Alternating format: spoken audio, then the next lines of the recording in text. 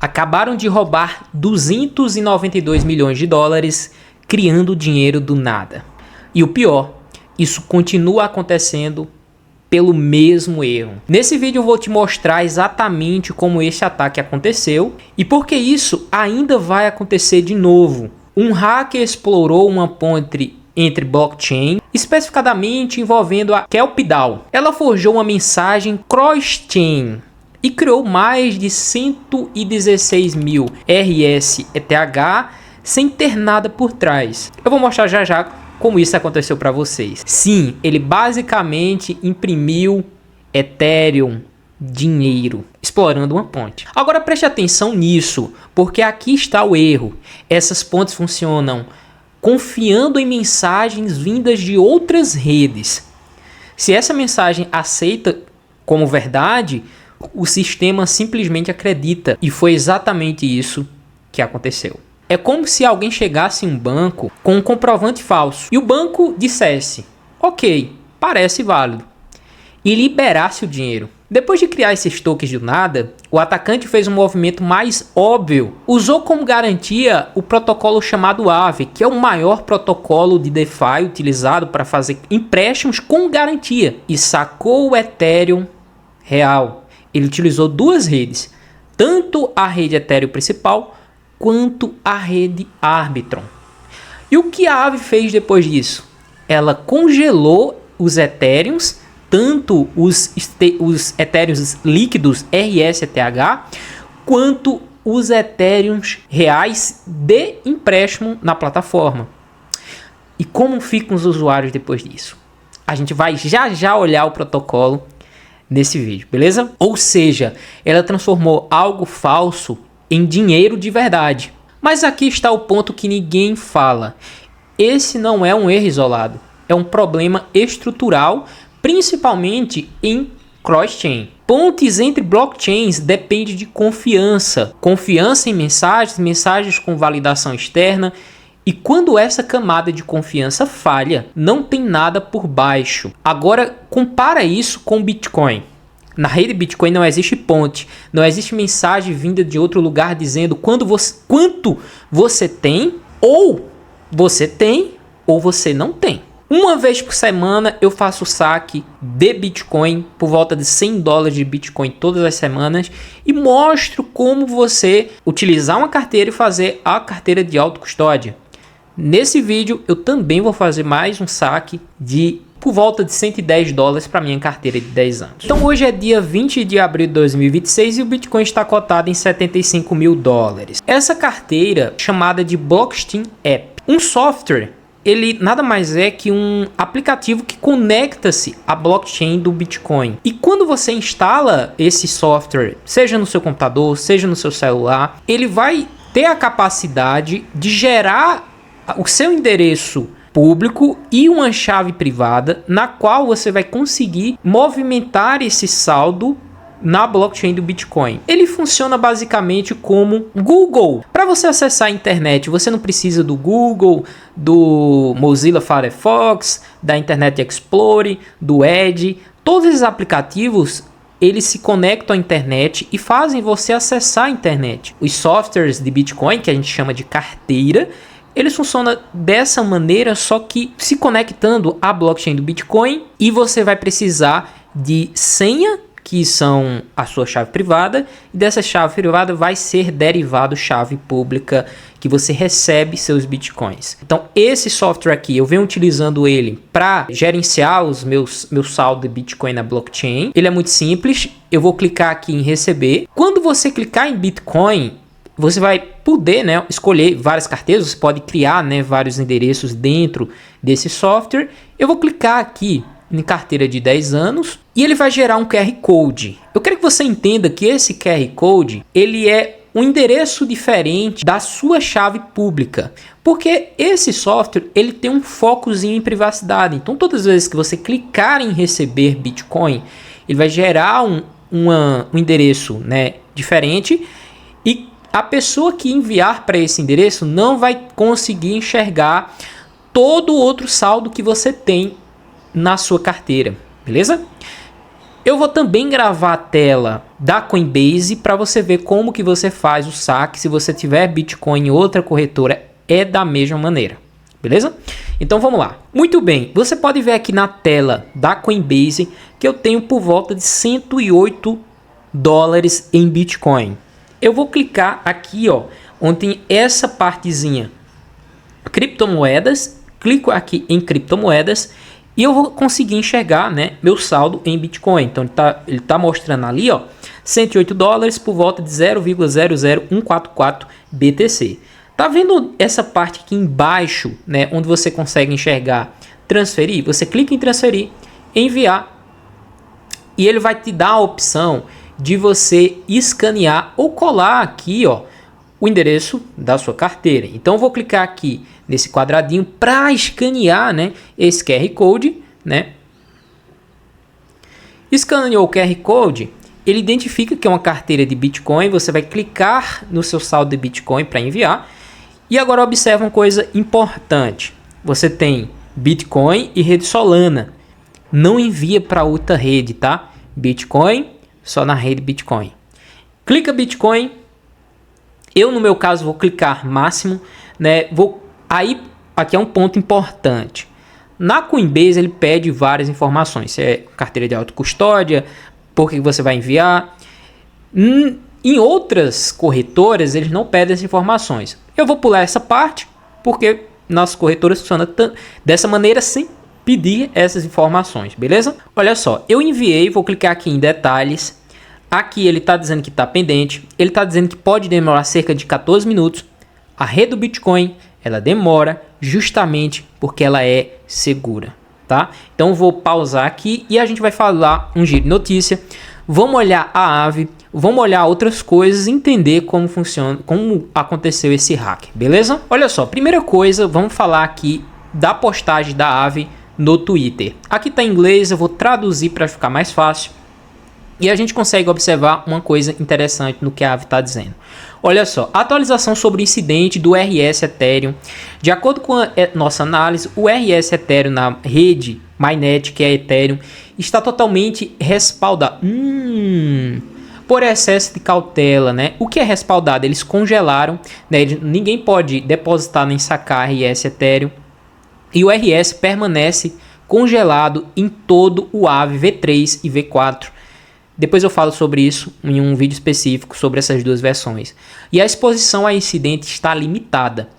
As reservas de W Ethereum também permanecem congeladas com todos os mercados afetados.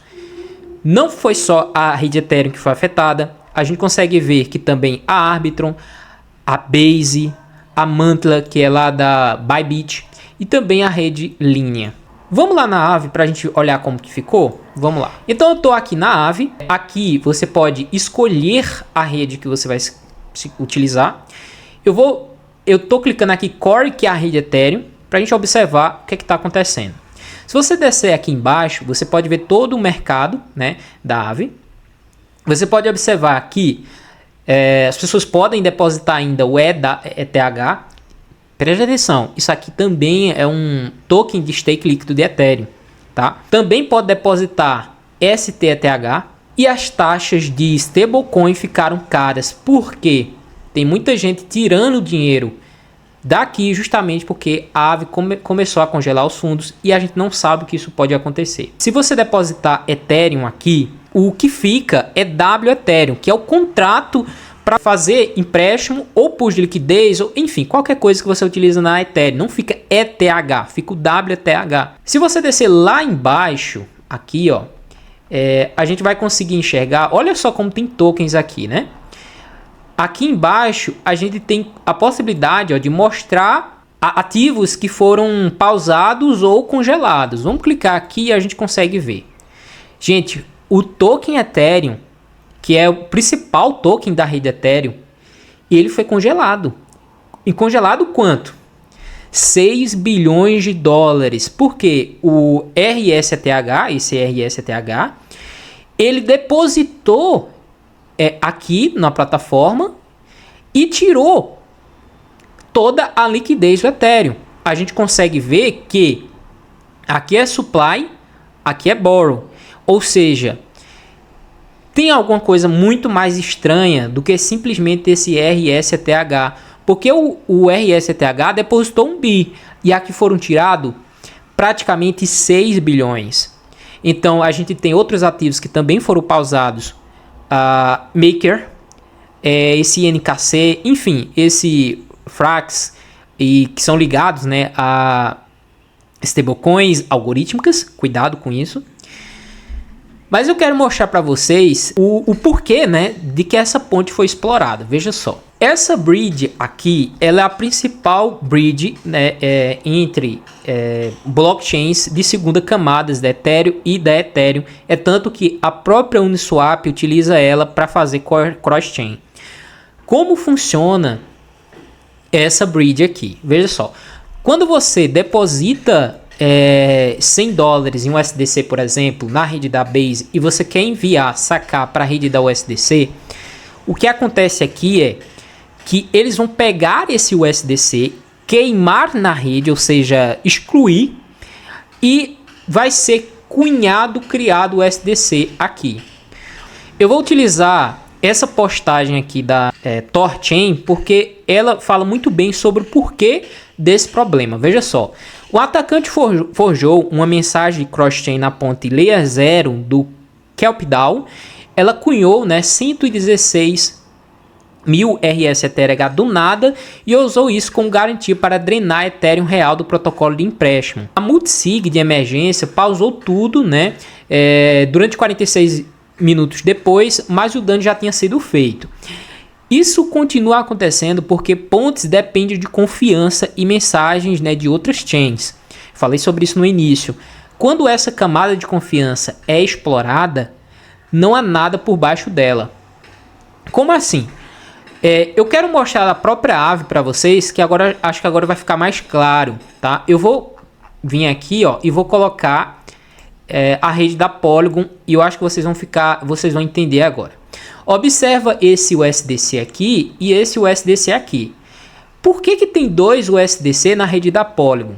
Veja só, esse USDC aqui, ele é o USDC queimado na rede. Quando você tira da Ethereum, você queima e você deposita na rede da Polygon. Esse USDC aqui, ele já tem o nome de bridge. O que significa? Que você está depositando o USDC da rede Ethereum em uma ponte, do outro lado você tira esse USDC bridge, ou seja, existe uma confiança do protocolo, tá? Se um atacante conseguir explorar a bridge que faz essa ponte aqui, ou seja, ele faz uma mensagem para a bridge sem a necessidade de depositar esse USDC de bridge, ou seja, na volta, ele conseguiria tirar o USDC na rede de origem, por exemplo, a rede Ethereum, sem necessidade de depositar esse token USDC aqui. Isso aqui perderia completamente, né, a paridade com o USDC. É tanto que a gente consegue ver aqui que a Aave já desabilitou a sua possibilidade de tirar empréstimo nesse token aqui, porque ela já percebeu os riscos desse negócio aqui. Entendeu a jogada? Agora vamos lá na minha carteira e eu acredito que a Coinbase já enviou, né? Já enviou os bitcoins para meu endereço. Vamos comparar na rede Bitcoin. Pronto. Tem uma informação aqui de que os bitcoins, né, foram enviados para meu endereço, porém não há nenhuma confirmação de rede. Eu vou clicar aqui, vou copiar, né, esse hash aqui, ó. Aqui, ó, esse ID da transação. Acho que minha câmera tá na frente. Agora eu vou lá no Google e vou digitar assim, ó, mempool.space. Vou entrar no mempool.space e a gente pode colar esse hash, tá? E a gente consegue entender uma coisa muito importante aqui. A Coinbase, ela tá pagando $1 em taxa para entrar nesse bloco. Quando essa transferência ela for validada aqui nos blocos, não tem mais como você voltar atrás. Não existe uma confiança aqui em que eu vou depositar Bitcoin aqui no endereço Bitcoin e ele vai ficar garantido por alguém. Não vai ser a Coinbase que vai garantir, não vai ser Node de ninguém que vai garantir. Simplesmente aqui na minha rede, aqui na minha carteira, desculpe, eu tenho uma chave privada que são 12 palavras em que eu consigo tanto, né, gerar meus endereços públicos para receber, quanto eu posso enviar meus bitcoins. Você está entendendo a diferença entre você utilizar, né, protocolos que se dizem descentralizados, como Aave, né, por exemplo. Eu vi ó, aqui, acabou de ser validado um bloco, vamos vir aqui, às vezes, ó, uma confirmação de rede. Todas essas compras de Bitcoin, a gente consegue ver algumas informações aqui. O gráfico está falhado por causa da cotação histórica, tá? Mas isso se resolve depois. A gente consegue ver que eu tô com prejuízo de 16% em relação ao meu preço médio, mas eu continuo comprando, tá? Aqui em BTC USD é onde eu registro as compras, tá? Teve gente que me perguntou se eu poderia registrar a venda aqui. Sim, basta você colocar aqui negativo e ele vai debitar lá do saldo total, beleza? Então vou puxar hoje, vou clicar aqui, colocar a data. Hoje eu gastei também 110, provavelmente vai ficar abaixo da cotação, não tem problema. 143.596 chegou aqui, ó, 146.596, e a gente consegue ver que meu preço médio, tá? Meu preço médio de compra, ele ficou em 75 mil dólares. Nossa, ficou muito bom. Pensei que ia ficar mais alto, né? Mas enfim, ficou aqui, né? 75 mil dólares foi o preço de compra, preço médio de compra. O Bitcoin está cotado em 75 mil dólares. E agora a gente vem na parte dashboard e a gente consegue ver que meu preço médio, que antes era 90 mil dólares, agora ele cai abaixo de 90 mil dólares. O que são essas informações aqui? É o tempo da carteira. E aqui é o tempo desde o topo do 6 de outubro de 2025. E aqui é o fim da baixa, porque a gente considera o bear market com 364 dias, né, de baixa, até o Bitcoin finalizar. O Bitcoin, sempre aconteceu isso, tá? Não, pode ser que aconteça novamente.